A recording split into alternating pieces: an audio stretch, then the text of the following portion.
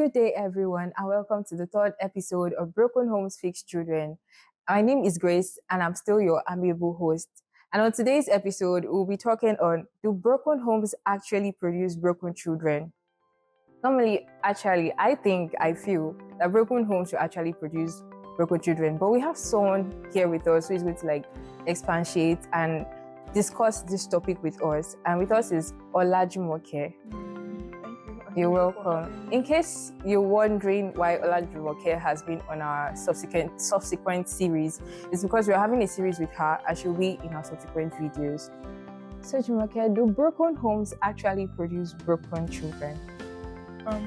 That's quite a technical question, but yeah, broken homes actually produce, or let me say broken homes can produce a broken person. But there's a technology behind that. Dysfunction is more environmental, or should I say cultural, than biological. So if we were to have a newborn here get separated from the biological family or the parents, and the child is just taken to a place where it is functioning properly, that's a dysfunction-free place, the child will most likely act properly, not dysfunctional, because the child is now starved of the culture of dysfunction. Children are a plain sheet. We write on them, then when they come up, when they grow up, they show us what we've written. It's quite painful that a lot of us do not know that this is actually what it is.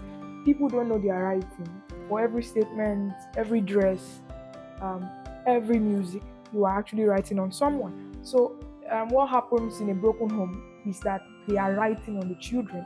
It's not because they were born dysfunctional or born broken. They were actually written on.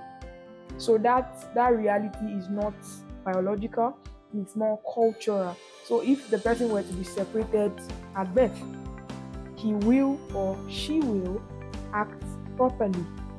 So the reason it is prevalent that broken people can be traced to come from broken homes is because they were actually written on. The culture of dysfunction was passed down to them. And I think that is actually why God would have us get fixed over dysfunction early before we have children, so that we will not be providing our dysfunction, what we carry, more people to infect. Because that way you are writing on them and they just grow up modeling what you have written. So yeah, that's the right word. You are simply, or they are simply, or I was simply modeling what I saw or what was written on me. So it is possible, but it is not strictly possible. It is more of environmental or cultural than biological. That's it. Okay, thank you. So let's say we have a couple. Okay.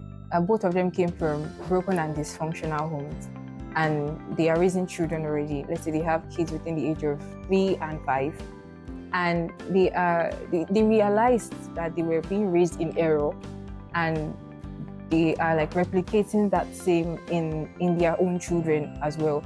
And they want a change. They want to make amends. They don't want their children to go up completely, they've realized they were raised in error, but they don't want their children to go up the way they were raised. They want things to change. How do you advise them? One of the goals that Broken Homes Fixed Children has is actually not just projecting the reality of fixing. It is projecting the reality of fixing early, and so that we can get fixed early. So if you have self-diagnosed yourself of dysfunction, I think you should allow the fixer in early. So I thank God for that illustration, because those people have found out early. So allow the interruption, and I'm going to talk about that. When the fixer comes into the picture, the fixer obviously is Jesus. He's the initial prototype, so he's the one that really knows what you should look like, not the therapist. They are good people, but the best possible option is God. When he comes into the picture, the truth is that he actually comes with so much interruption. The interruptions, in fact, are going to look foreign to you. because all your life you saw dysfunction as the norm. So when the fixer comes in, the real person comes in, it is going to look foreign. It's going to his demands are going to sound foreign.